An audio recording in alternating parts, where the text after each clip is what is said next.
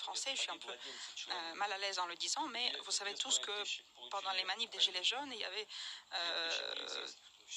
plusieurs dizaines de personnes qui avaient été blessées. Il y avait des policiers qui avaient été blessés. Et on ne veut pas du tout que des événements pareils se passent dans la capitale. On nous dit, mais le football, c'est pas la politique. Mais enfin, quand on fait le tirage au sort de la Coupe du Monde au Kremlin et que le premier discours, c'est Poutine, c'est politique. Donc, moi, je suis, par exemple, maintenant, pour un boycott politique de la Coupe du Monde. Boycott politique, c'est que les politiques, que les politiques, vu ce qui s'est passé en Crimée, mais surtout ce qui se passe en Syrie en ce moment, et les attaques chimiques, permis aux yeux des Russes, eh bien, les politiques, les chefs de gouvernement et tout ça... Donc Emmanuel Macron ne doit pas aller en Russie, même si l'équipe de France est en finale. Ah oui.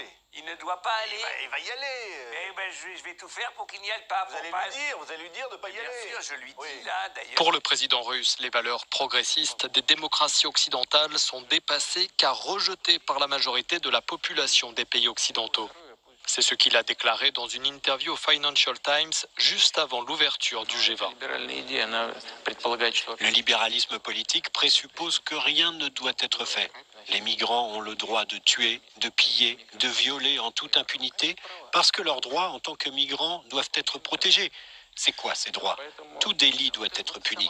La pensée libérale est dépassée. Elle entre en conflit avec l'intérêt de la majorité écrasante de la population.